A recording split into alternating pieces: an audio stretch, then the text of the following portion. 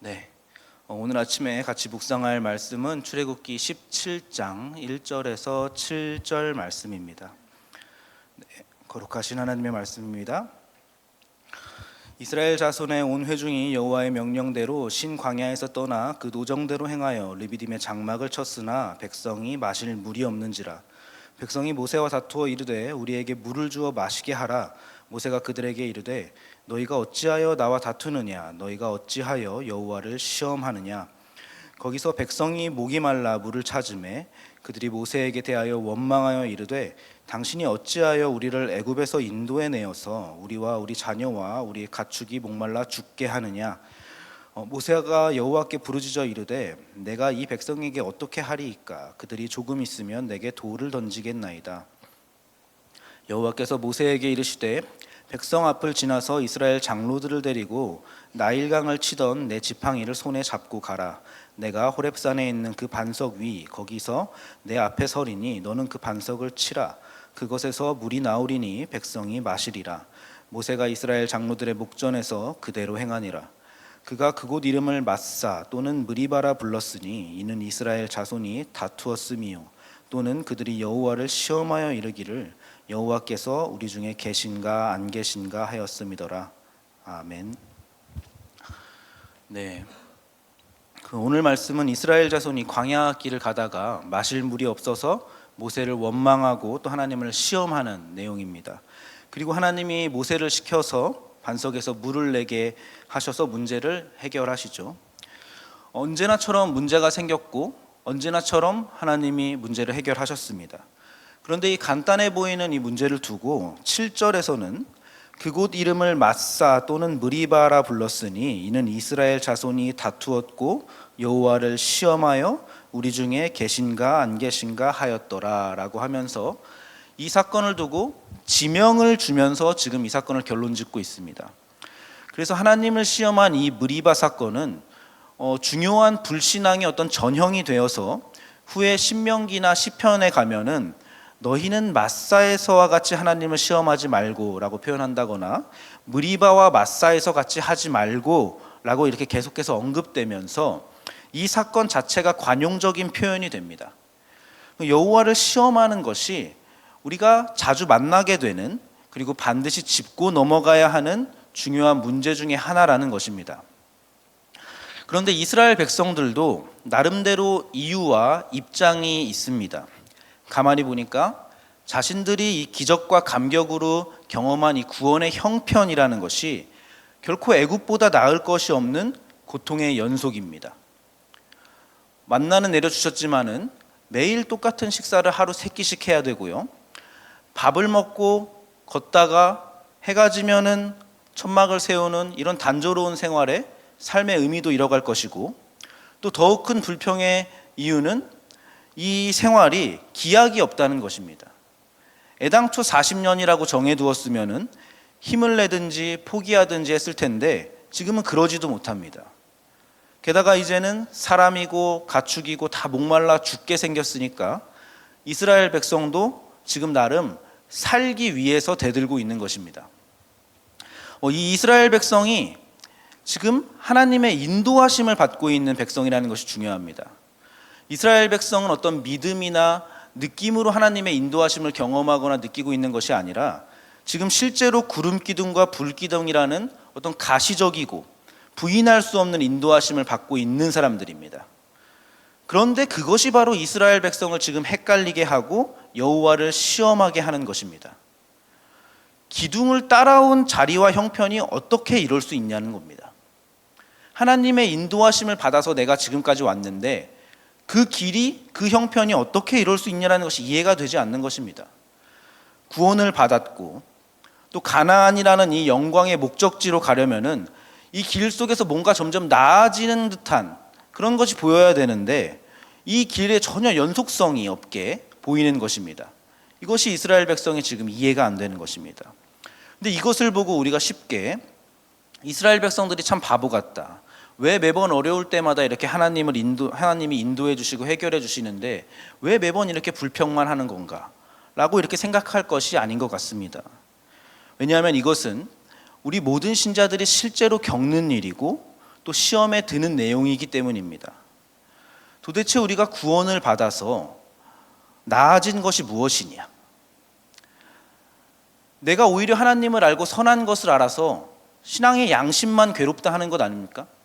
몰랐을 때는 차라리 편하게 살았는데 하나님을 알고 나니까 불편해지는 것들, 하나님을 알고 나니까 더 어려워지는 고민들, 이런 것들 앞에서 애굽만도 못한 현실, 예수 믿기 전에 세상만도 못한 현실, 여기서 우리가 모두가 헷갈리고 실제로 놀라는 내용들인 것입니다.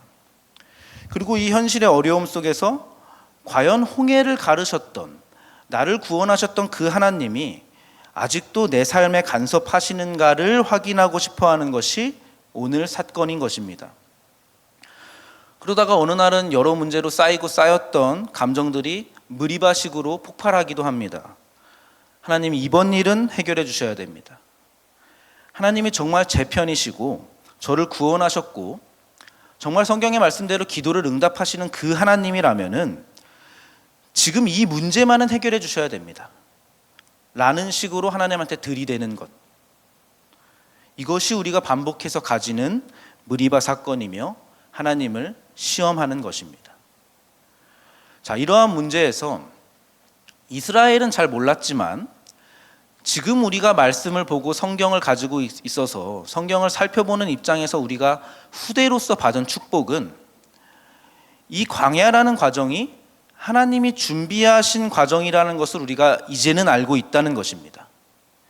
이것을 우리가 절대 놓쳐서는 안 되는 내용입니다.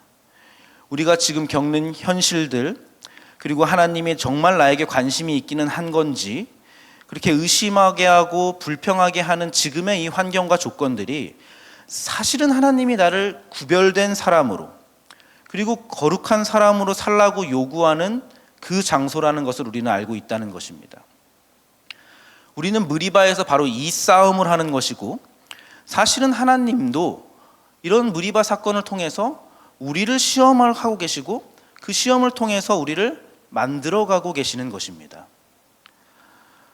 앞에 15장, 16장에서도 이제 먹고 마시는 문제로 지금 문제들이 있었잖아요. 어려움이 있었는데 이스라엘이 이렇게 몇 번의 시험들을 통해서 하나님이 주시는 이 과정들을 통해서 실력이 조금 생겼다면 이번에는 사실 누구 한 명이라도 나서가지고 자, 우리 이번에는 좀 하나님을 의지해보자.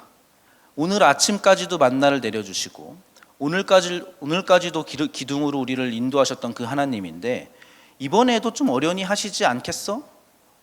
라고 했을 텐데 이스라엘 백성은 그러지 못하고 하나님이 주시는 시험에 이번에도 어김없이 낙제를 했습니다.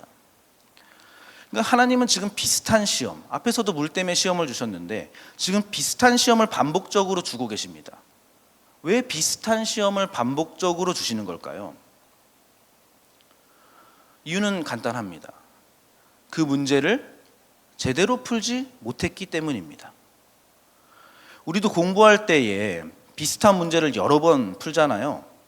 틀린 문제는 오답 노트를 만들어서까지 우리가 반복해서 풀고 연습을 하죠. 그것은 푸는 방법을 확실하게 배워서 또 새로운 문제가 나와도 응용해서 그 문제를 해결할 수 있게 하려는 것입니다. 우리 인생에도 시험은 계속해서 있을 것입니다. 그리고 비슷한 시험, 비슷한 문제들이 계속해서 우리 앞에 나타날 것입니다. 특별히 하나님의 은혜로 우리가 구원을 받아서 광야로 초대받은 우리들의 입장에서는 시험을 피할 길은 없습니다.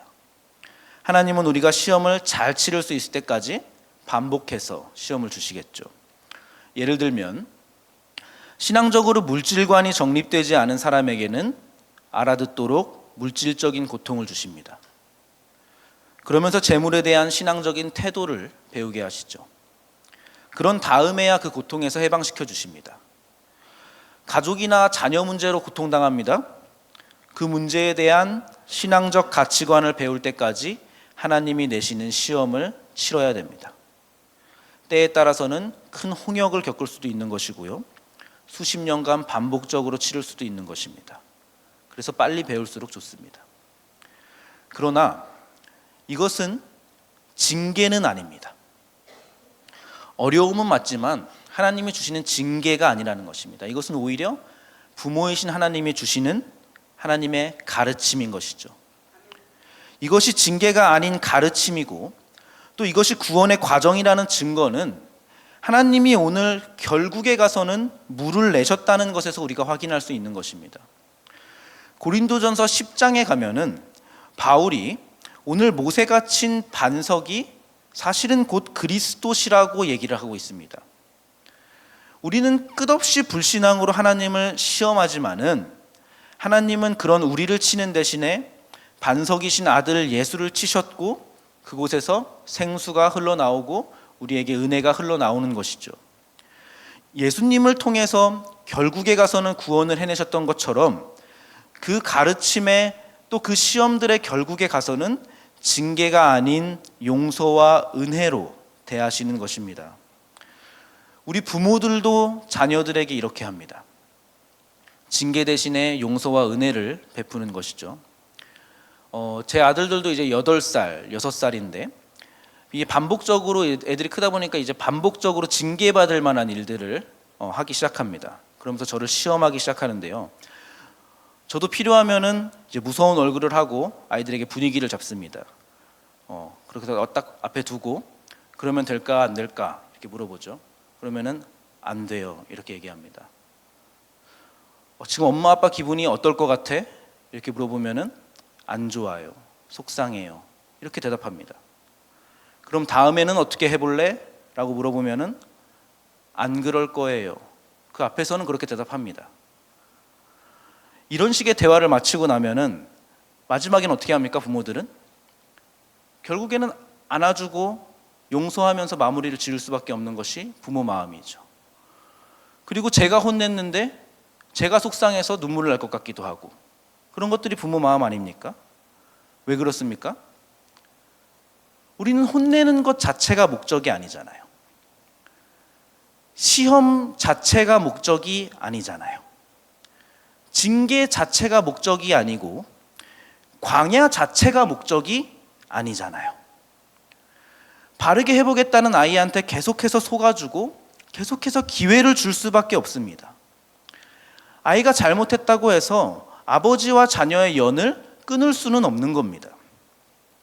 그저 내 마음이 전달되었으면 하는 희망을 가지고 사랑으로 은혜로 대하게 되는 것이죠.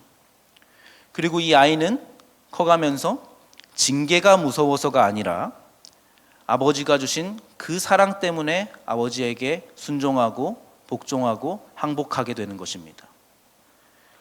오늘날까지 하나님이 우리에게 똑같이 하고 계십니다. 이 거룩한 시험의 과정에서 우리 하나님은 오래 참으시며 은혜를 베풀고 계십니다.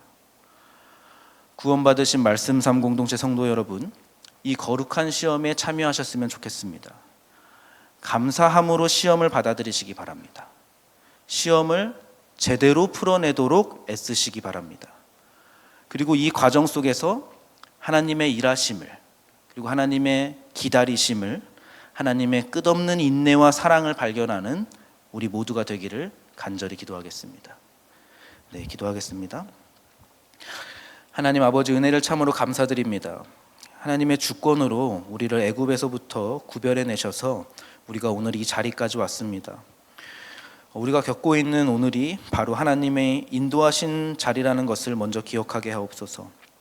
비록 현실에 어떤 어려움과 시험과 위험이 있더라도 그것은 우리 모두를 위하여 준비된 길이며 하나님이 영광 받으시려고 또 준비하신 길이며 우리를 하나님의 자녀답게 복 주시려는 하나님의 기이한 인도하심이라는 것을 우리가 확인합니다.